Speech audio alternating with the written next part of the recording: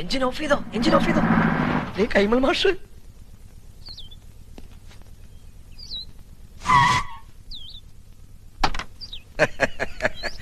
നമസ്കാരം. കൈമൾ മാഷല്ലേ? മാഷെ ഞാൻ അറിയും. കൈമൾ മാഷ് തന്നെ, പക്ഷെ മാഷ ഞാൻ അറിയില്ലോ. അറിയാൻ വഴിയില്ല, അത്രക്ക് അറിയപ്പെടുന്ന ആളൊന്നുമല്ല ഞാൻ. പക്ഷെ ഇനി അറിയും. അറിഞ്ഞാ പിന്നെ മറക്കേയില്ല. ഈ ചുറ്റുവട്ടത്ത് ഇങ്ങനൊരു കല്യാണം നടന്ന അറിവില്ല. വഴിതെറ്റി വന്നാ? വഴിയൊന്നും തെറ്റിയിട്ടില്ല, നേർവഴിക്ക് തന്നെയാ വന്നത്. പുളിക്കത്തറവാട്ടിലാ കല്യാണം നടന്നത്. ആഹാ, എത്തിയോ വാനരന്മാര്? എന്റെ ജാമ്യത്തിലാ നമ്പീശൻ ഓമനക്കുട്ടനെ കല്യാണം കൂടാൻ വിട്ടത്. എവിടെ അവൻ? കാറിന്റെ മുൻസീറ്റിലുണ്ട്. ഞാനിവിടെ ഉണ്ട്. നീ എന്താടാ ഇവിടെ ഇരിക്കണേ? മാഷെ, ഒരു പ്രത്യേക സാഹചര്യത്തിൽ എനിക്ക് ഈ പെൺകുട്ടിയെ കല്യാണം കഴിക്കേണ്ടി വന്നു. എന്റെ ഗുരുവായൂരപ്പ, ചതിച്ചുവോ? ചതിച്ചത് ഗുരുവായൂരപ്പനല്ല, മറ്റേ ചെറുക്കന്റെ വീട്ടുകാരാ. അപ്പോഴാ ദൈവദൂതനെ പോലെ ഓമനക്കുട്ടനെത്തിയത്. ദൈവദൂതനല്ലോ, ശിവനന്റെ യമദൂതനാണ്. എന്റെ കാഞ്ഞിരക്കാട്ട് ഭഗവതി, ഞാനിനി എവിടെ പോയി വിളിക്കാം? മാഷേ, എന്റെ കൈ വിടരുത്. ഇപ്പൊ എന്റെ കൈ വിടുക. ഇനി നീ ആയി, നിന്റെ പാടായി പൊയ്ക്കോളൂ. അയ്യോ, അങ്ങനെ പറയരുത്. എനിക്ക് മാഷ് മാത്രമേ ഉള്ളൂ. ഞാൻ നിന്റെ അച്ഛനോട് എന്ത് സമാധാനം പറയും? പൊയ്ക്കോളൂ. ജീവൻ വേണമെങ്കിൽ ഈ പെൺകുട്ടിയെ വിളിച്ചോണ്ട് വന്ന കാലത്തിന് തിരിച്ചു പൊയ്ക്കോളൂ. എനിക്ക് ഇങ്ങനെയൊക്കെ പറ്റിപ്പോയി ഞാൻ കാല് പിടിക്കാം. എന്നിട്ട് കാല് പിടിച്ച് വലിച്ചു കയറുക ഭീമനെ പോലെ. ഞാൻ നിന്റെ ഗുരുവല്ലേ, ഗുരുദക്ഷിണ ചോദിക്കുകയാണെന്ന് കൂട്ടിക്കോളൂ. നീ ദേവീത് തിരിച്ചു പോവോ? അതെങ്ങനെ പോകാനാ? അച്ഛനും അമ്മയും എവിടെ വെച്ചാ വിളിക്ക്.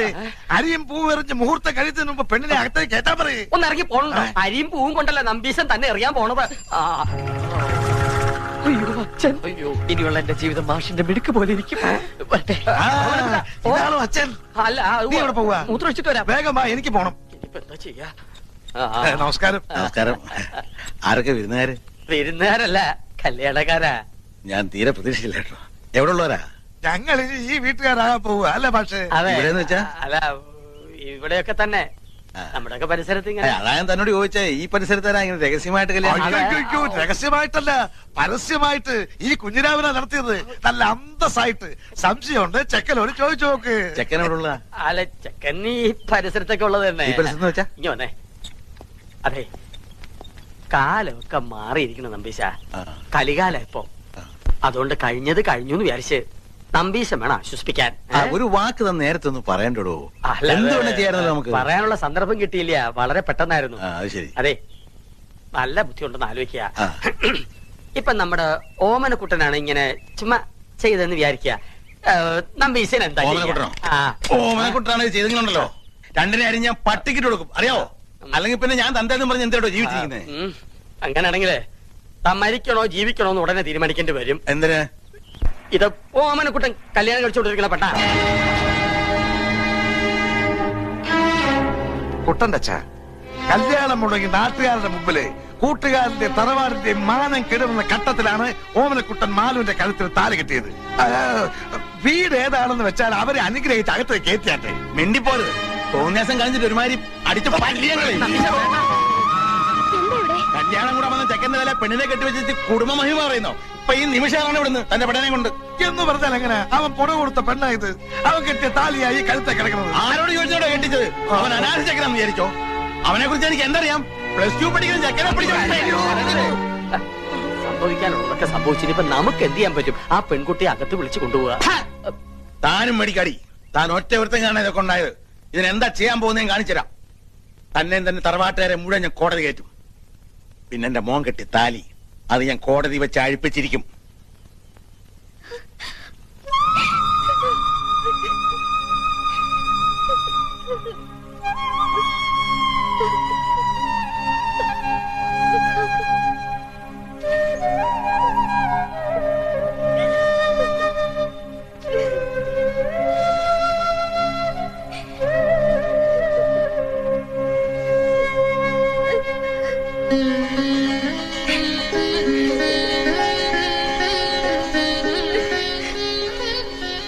ശരിയോ തെറ്റോ എന്ന് എനിക്കറിയില്ല.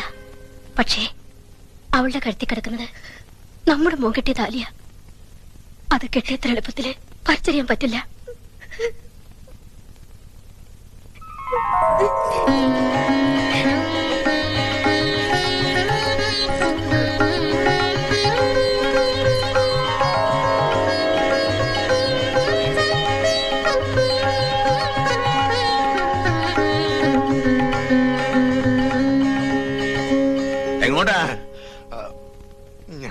എനിക്ക് താൻ പോണ്ട. ഇനി ഈ ബന്ധത്തിന്റെ പേരും പറഞ്ഞ് താനോ തന്റെ തറവാട്ടിൽ ആരെങ്കിലും ഈ പടി ചവിട്ടി അരിഞ്ഞു കളഞ്ഞൻ.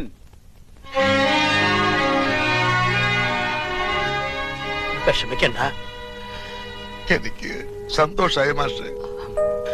കുറച്ച് മനപ്രയാസം ഉണ്ടായെങ്കിലും അവക്ക് ഈ ഭാഗ്യം ഉണ്ടായല്ലോ. മതി. വാ. എനിക്ക് എന്നാണാവോ ഇങ്ങനൊരു ഭാഗ്യം ഉണ്ടാവുക?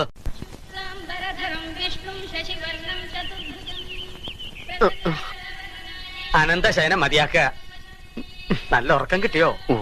ആ, ഉറങ്ങിപ്പോവും. സ്വയംവരം കഴിഞ്ഞതിന്റെ ക്ഷീണം കാണും. ഇന്നലെ ഞങ്ങൾ നിന്നെ എവിടൊക്കെ അന്വേഷിച്ചെന്നറിയോ? നീ വല്ല കടുകയും ചെയ്യുമോ എന്നായിരുന്നു അമ്മയുടെ പേടി. നീ അത്ര ശുദ്ധനല്ലാത്തോണ്ട് എനിക്കാ പേടിയില്ലായിരുന്നു. ശവത്തെ കുത്തരുത്. അപ്പൊ താൻ ആരാണെന്ന് സ്വയം ഒരു ബോധം ഉണ്ടല്ലോ. നന്നായി. നീ കല്യാണത്തിന് പോണോന്ന് പറഞ്ഞപ്പോ അത് നിന്റെ കല്യാണത്തിനാണെന്ന് ഞാൻ സ്വപ്നത്തിൽ കരുതില്ല. ഞാൻ പറഞ്ഞല്ലോ ഒരു അബദ്ധം. അബദ്ധങ്ങളുടെ ഒരു ഘോഷയാത്ര തന്നെയാണല്ലോ നിന്റെ ജീവിതം. പക്ഷെ ആ ഘോഷയാത്രയുടെ മുന്നിൽ കൊടിയും പിടിച്ച് നടക്കാൻ നീ എന്നെയാണല്ലോ തെരഞ്ഞെടുത്തതെന്ന് ഓർക്കുമ്പോഴാണ് ഒരു വിഷമം. അച്ഛൻ അയ്യോ, എന്താ പക്ഷേ? ഹേയ്, ഒന്നുമില്ല. വെട്ടുപോത്ത് വെട്ടാൻ മരണു എന്ന് പറയുമ്പോ ആരാടോ ഞെട്ടാത്തത്? അച്ഛൻ എന്ത് പറഞ്ഞു? എടാ, ശിവശിവാ, അദ്ദേഹം ഉപയോഗിച്ച വാക്കുകളൊന്നും നിന്റെ മുഖത്ത് നോക്കി പറയാൻ ഒരു ഗുരുനാഥൻ എന്ന നിലയ്ക്ക് എനിക്ക് വിഷമമുണ്ട്. അത്രയ്ക്ക് വിളേച്ച. അവളെ കുട്ടി. അവൾക്ക് കുട്ടിയുണ്ടോ? അതല്ല, അവള് നിന്റെ ഭാര്യയല്ലേ? അവിടെ തന്നെ ഉണ്ട്. അവളെ വീട്ടിൽ കയറ്റിയോ? ആ, തന്റെ അമ്മയും പെങ്ങളും നിലവിളക്കും ആരതിയും ഒക്കെ ആയിട്ട് അകത്തേക്ക് കയറ്റി. പെൺകുട്ടി വലത് കാലെടുത്ത് വെച്ച് അകത്തേക്ക് കയറുകയും ചെയ്തു. മാഷെ, എനിക്കൊന്ന് വീട്ടിൽ പോണെന്നുണ്ടായിരുന്നു. അതിന് താൻ പട്ടാളത്തിലൊന്നും അല്ലല്ലോ. ലീവ് എടുത്ത് പെട്ടിയും കിടക്കോട്ട് വീട്ടിലോട്ട് കയറാൻ നേരെ വീട്ടിലേക്ക് പോവുക. അതല്ല മാഷെ, മാഷും കൂടി വന്നാ എനിക്കൊരു താങ്ങിന്. താങ്ങിനിപ്പോ ഈ 10 കയ്യിലിരിക്കട്ടെ. കൂട്ട് വേണോ അത്രേ? ഞാൻ ഒരു കാര്യം ചോദിക്കട്ടെ. ഞാൻ നിന്റെ മാഷാണോ അതോ നീ എന്റെ കാലനാണോ? രണ്ടായാലും ബലം ഒന്ന് തന്നെയല്ലേ? ഒന്ന് വെറുതെ ഇടോ.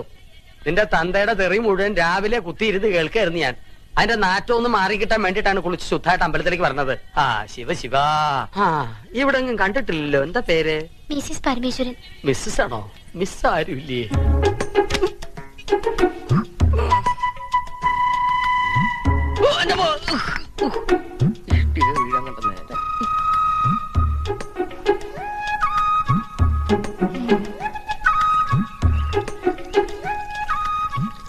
അല്ല, ഇന്നലെ മൂത്താപ്പ എവിടെയായിരുന്നു?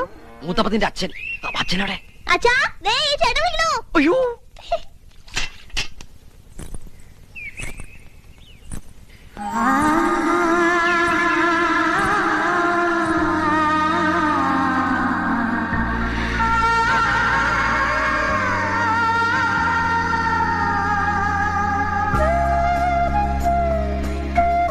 ഓർക്കപ്പുറത്ത് കിട്ടിയ ആളല്ലേ?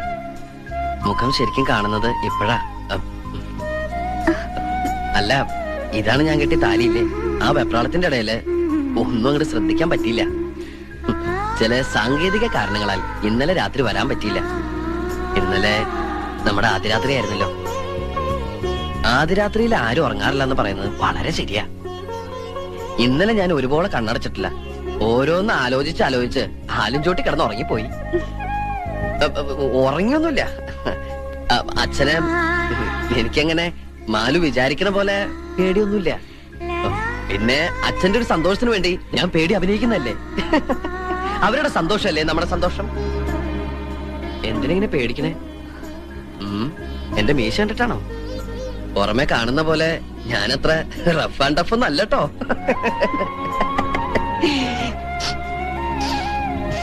എന്തത് ഭയങ്കര ബീഡിയുടെ മണം? ഞാൻ വലിക്കില്ലട്ടോ. അച്ഛൻ ഭയങ്കര ബീഡി വലിയ. സ്റ്റാൻഡേർഡ് ഉള്ള എന്തെങ്കിലും വലിക്കാൻ പറഞ്ഞാ അച്ഛൻ കേൾക്കണ്ടേ? കൂടുതൽ വലിപ്പിക്കലടാ മോനെ.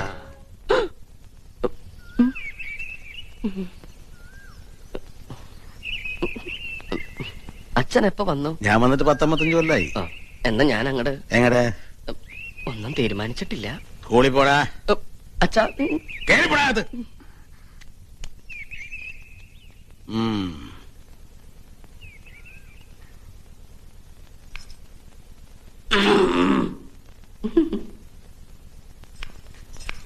അമ്മേ, ഇപ്പൊ എന്തിനാ ഇങ്ങോട്ട് വന്നേ?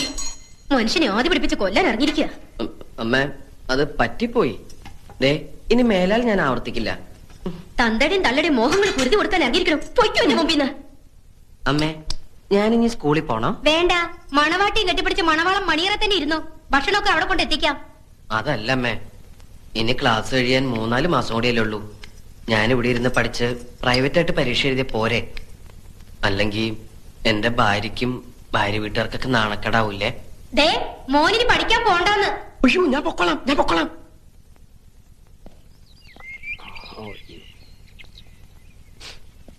എന്താടാ കള്ളു ഷാപ്പിൽ നിന്ന് ഇറങ്ങണ പോലെ മുഖം മറച്ച് ഇറങ്ങി പോണത്?